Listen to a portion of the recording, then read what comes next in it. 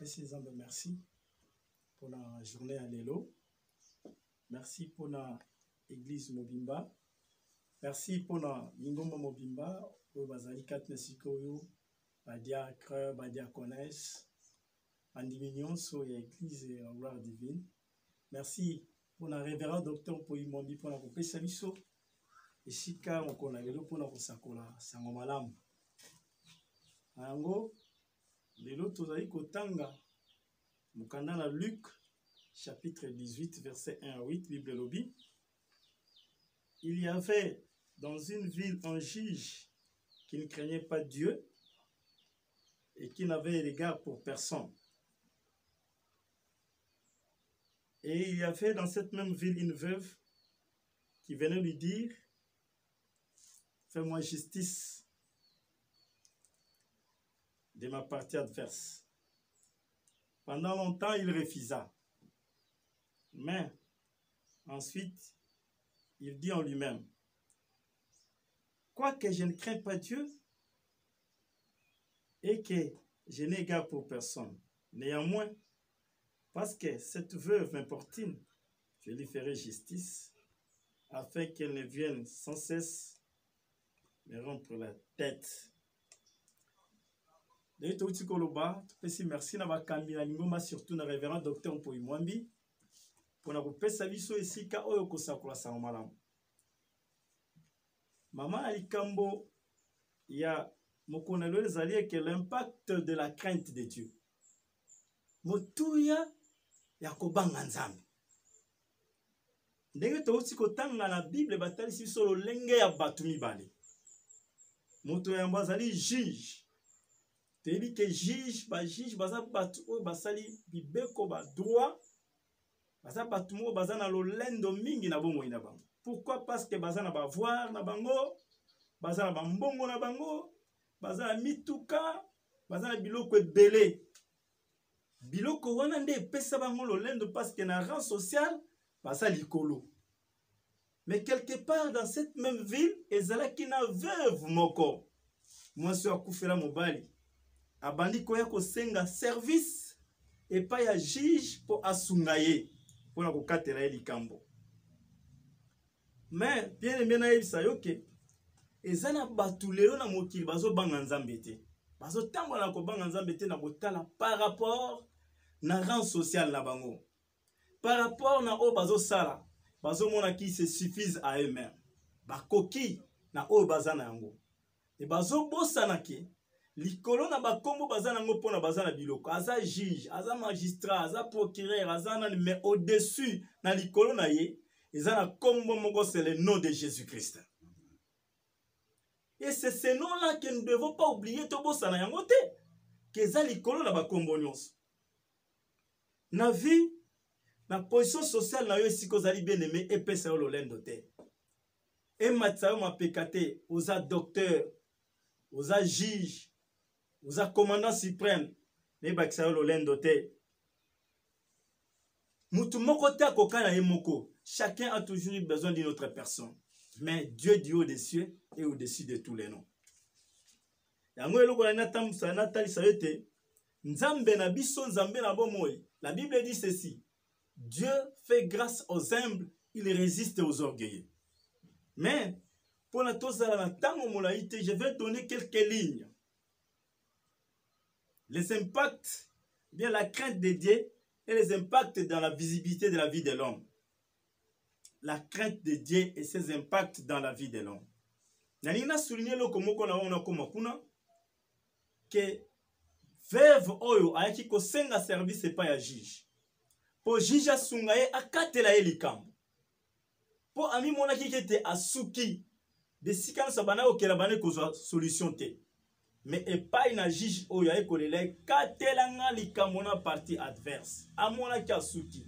Bien aimé na yebselo komoke esika yo ozali komi mona te kosuki. Esika mahela mutu suki esika bwana na nzambe bandi. Yango nazolo bana yo ke ko regretter te koloba ki osuki te. Il y a un Dieu qui est au-dessus de toi, qui a la solution à tous les problèmes. Mais na ina tali sa yo komo bien aimé. Po yebake mutu azo tambola na crainte na nzambe, a un impact visible dans la vie na ye. Donc la crainte de Dieu a des impacts visibles dans la vie de l'homme. C'est pourquoi nous avons relevé quelques impacts visibles dans la vie de Moutou. Nous avons talaka Moutou azotambola na kobanga Nzambe. Na yango, eloko liboso tokomona ke Moutou azotambola na kobanga Nzambe. Première des choses, Dieu le délivre entre les mains de ses ennemis, les mains des méchants.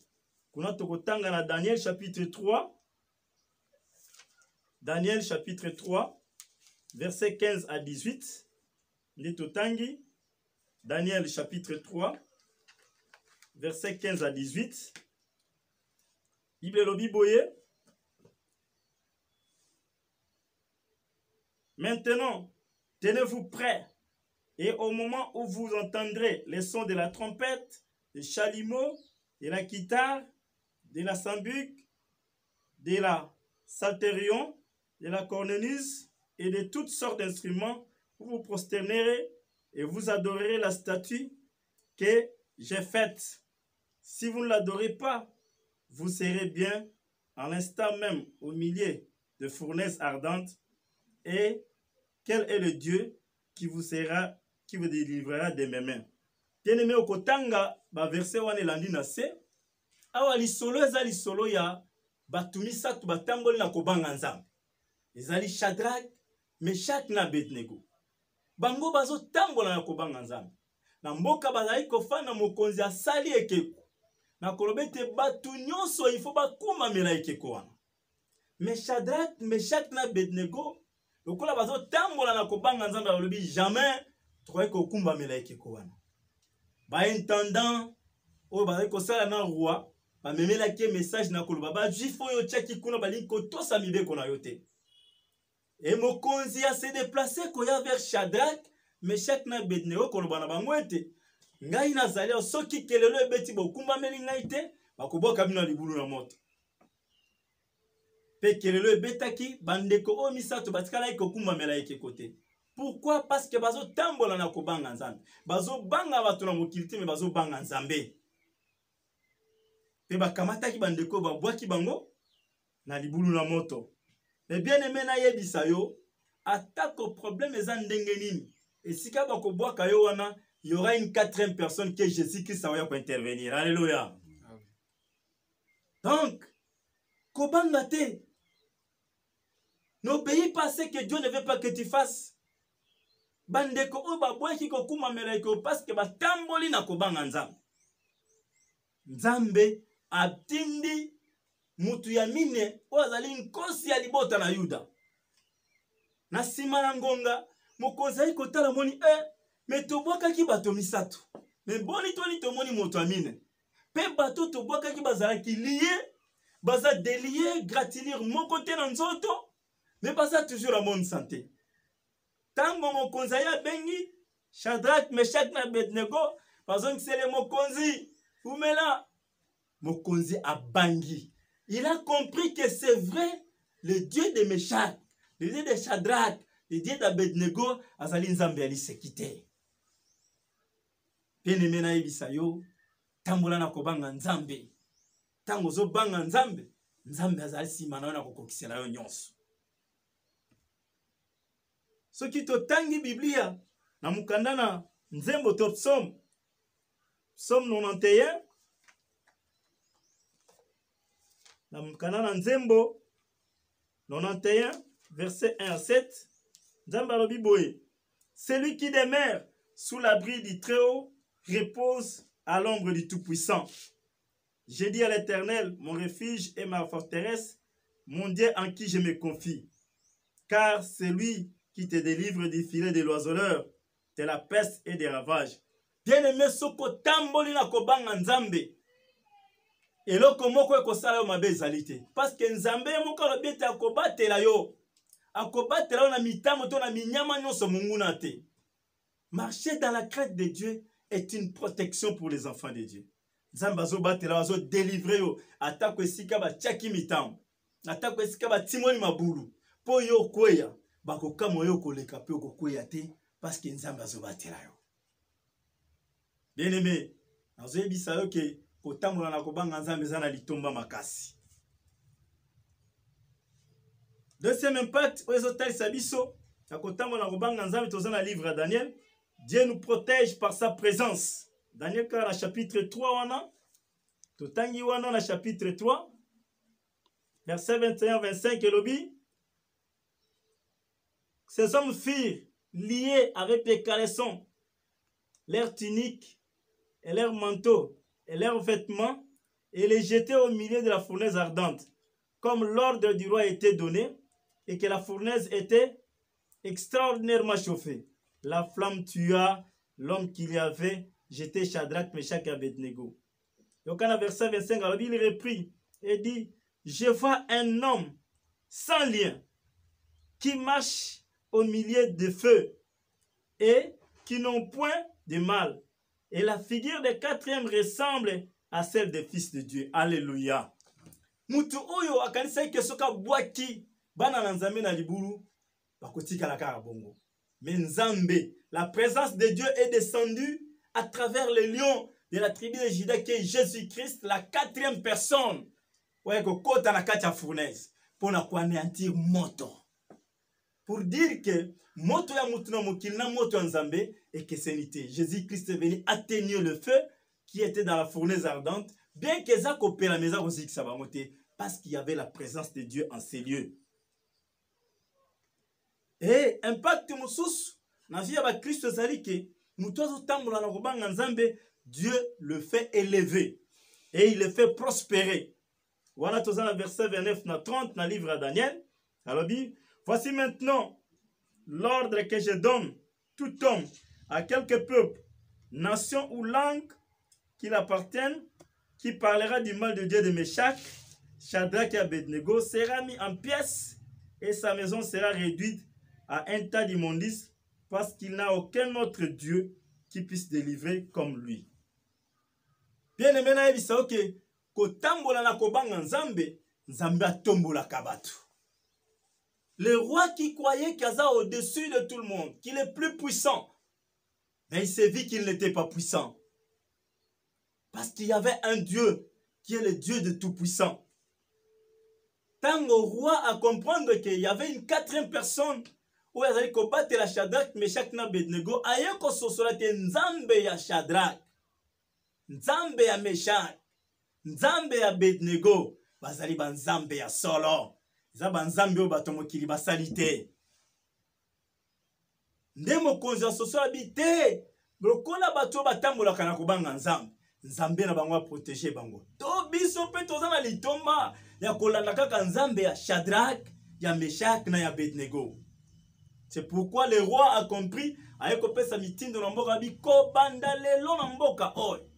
Mutu nyons atoza nani, atolobaka monoko nini, atoza ekolo nini, oya kolobaka mabe na Nzambe ya Shadrach, na Nzambe ya Meshach, na Nzambe ya Abednego, ndako na ye tokokomisa yango putulu. Tokokata ye mutu na biteni, ndako na ye kokoma lokola fulu. Pourquoi? Parce qu'il a vu l'impact de la crainte de Dieu dans la vie de Meshach, dans la vie de Shadrach, dans la vie d'Abednego. Bien-aimé na yebisa yo, tambola na kobanga Nzambe, Nzambe ako eleve yo, nenga elevaki Shadrach, Meshach na Abednego. Kobanga elo côté. Seulement reste dans la crainte de Dieu. Dieu est capable de tout. Mutoazo tambola na kobanga Nzambe. Mutoazo muyeba ke Nzambe nazo batela ye, akobanga elo komongo te parce qu'il sait que notre Dieu est au-dessus de tous les noms. Les rois se croyaient être au-dessus, mais talan Nzambe ninga tal seke nguya zaki nango ezalaki muke. Bien-aimé, nakomona ke impact mususu o ezala kati na bomo ya bana na Nzambe, Nzambe azo rendre témoignage. Totangi na mukana na Job chapitre 1 verset 8 à 9. Kuna Nzambe ye moko zo tuna Satana. Yo kende kina mokili. Est-ce que kutana musali na Job? Abina moni musali na yo Job. Mais Dieu dit, Dieu commence à rendre témoignage à Job. Il dit, c'est un homme intègre. C'est-à-dire, de deux, alors c'est un homme qui craint Dieu. Talan Nzambe n'azo pe sa témoignage à Job. Est-ce que Nzambe a coupé sa témoignage na yo? Nzambe ko pesa témoignage na tambozo tambola na kobanga. Tambola na kobanga nzambe bien-aimé, Dieu va rendre témoignage. Et biso no so tang to ko tanga Bible. Tozo mona eke tangu nzambe zo rendre témoignage à Job, il est passé dans une période difficile mais na suka na yango. Comme Dieu lui-même connaît l'intégrité de Job. Pe ko banga nze atambola ki na crainte na nzambe, nzambe azongisela ki Job nyonso oyo ebungaki. Bien-aimé, tambola na kobanga nzambe. Soko tambola na kobanga nzambe, Dieu est capable ya kozongisela yo nyonso ebungaki. Na ndenge pe tozomona veuve oyo asukaki. Alobaki nga naza na mutu te. Nzambe atiki nga nakende kolele pa ya juge. Mais le juge ayant vu sa capacité na rang social na ye, amona qu'il ne pouvait rien faire. Na ye bisa yo komi mona te ko suki. O suki te. Il y a un Dieu au-dessus de tous les noms. C'est un Dieu capable qui délivre. Un Dieu capable qui donne la solution à tous nos problèmes. Kobanga ilo komote tambola kaka na kobanga nzambe ndio komona kembo na nzambe likolo na yo. Bien-aimé, tikana yebisa yo ke mutu atambola na kobanga nzambe atako bikuke eza kokangama ndenge nini me na tango na ye bikuke kofungwama parce que nzambe aza na tango nyonso pene na ye. Soki totangi na psaume 91 totaki kotanga kuna tozongeli moke na psaume 91 komona baverse ya suka elobi na biso boye: je te couvrirai de plumes et tu trouveras un refuge sous ses ailes. Sa fidélité est un bouclier et une cuirasse. Tu ne craindras ni la terreur ni la nuit, ni les flèches qui volent le jour, ni la peste qui marche dans les ténèbres, ni les contagions qui frappent en pleine nuit. Que 1000 tombent à ton côté et 10 000 à ta droite, tu ne seras pas atteint. De ses yeux seulement, regarde et tu verras la rétribution des méchants. Bien-aimé, quand tu marches dans la crainte de Dieu, Dieu dit ceci. Même la pandémie, les enfants de Dieu sont épargnés parce qu'ils marchent dans la crainte de Dieu. Arabi, 1000 tomberont d'un côté, 10 000 tomberont à ta droite, mais yo ekosimba yote. Parce que tu marches dans la crainte de Dieu. Tambola na kobanga nzambe. Dieu va nous protéger. Dieu nous protège à l'objet de ceux qui craignent l'Éternel. La crainte de Dieu, c'est le commencement de la sagesse.